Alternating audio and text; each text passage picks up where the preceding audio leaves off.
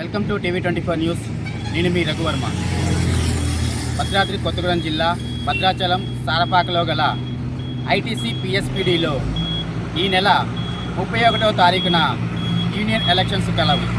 ఈ ఎలక్షన్స్లో టీఎన్టీయూస్, ఐఎన్టీయూస్, బీఆర్టీయూ మరియు తెలంగాణ ఎంప్లాయీస్ యూనియన్, బిఎంఎస్ గారి పార్టీ మొదలగున యూనియన్లు పోటీ పడుతున్నవి. ప్రపంచంలోనే అతిపెద్ద కాగితపు పరిశ్రమగా మన భద్రాచలంలోని ఐటీసీ పిఎస్పిడి ఫ్యాక్టరీ గుర్తింపు తెచ్చుకోవడం జరిగింది.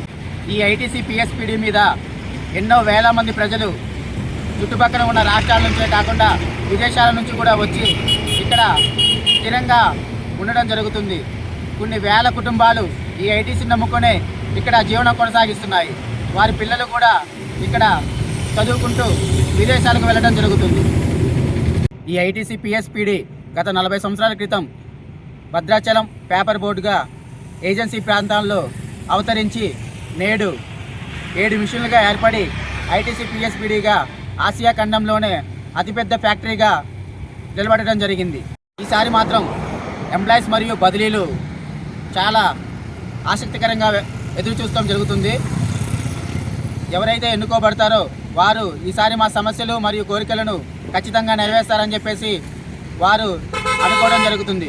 అదేవిధంగా గత 13 ఒప్పందాల్లో తమకు జరిగింది ఏమీ ఎక్కువ లేదనుకుంటూ మరియు ఈసారైనా ఖచ్చితంగా జరుగుతుందని చెప్పేసి వారు అనుకుంటున్నారు. ఈసారి చదువుకున్న వాళ్ళు ఎక్కువ ఉండడంతో గెలుపు ఎటువైపు ఉంటుందో కూడా ఖచ్చితంగా తెలియజేయడం జరుగుతుంది. ఈ 14వ వేతన ఒప్పందంలో భాగంగా కార్మికులకు చేరువయ్యేలాగా తమ పార్టీ వారి నినాదాన్ని ఇలా తెలియజేయడం జరుగుతుంది. ముందుగా టీఎన్టీఎస్ మంచిని గెలిపిద్దాం, మళ్ళీ గుర్తిద్దామని చెప్పేసి తెలియజేయడం జరుగుతుంది.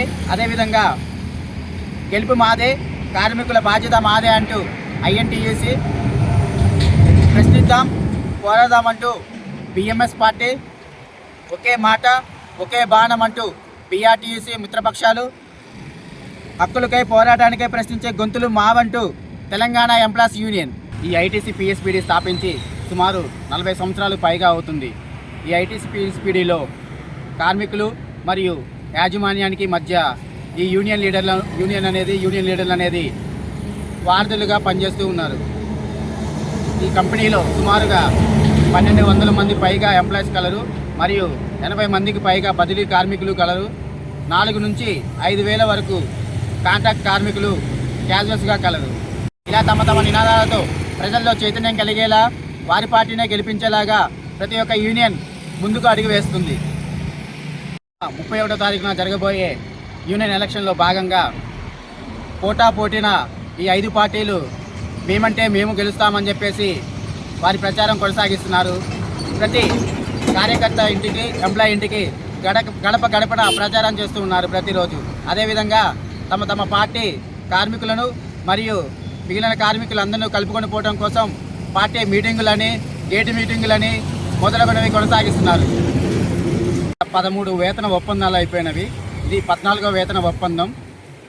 ఈ 13 వేతన ఒప్పందాలలో మన కార్మికులు అందరి చేత యూనియన్ లీడర్లు అనేది ఎన్నుకోవడం జరుగుతుంది. అదే ఈ నినాదాలు వింటూ ప్రతి ఒక్క కార్మికుడు రేపు ఏ పార్టీ వచ్చినా తమ హక్కులకై మరియు సమస్యలకై పోరాడతారని చెప్పేసి, తమ సమస్యలను పరిష్కరిస్తారని చెప్పేసి ఎదురు చూస్తున్నారు. అదేవిధంగా కాంట్రాక్ట్ కార్మికులు కూడా తమకు అనుకూలంగా జరుగుతుందని చెప్పేసి 14వ వేతన ఒప్పందం తెలియజేయడం జరుగుతుంది.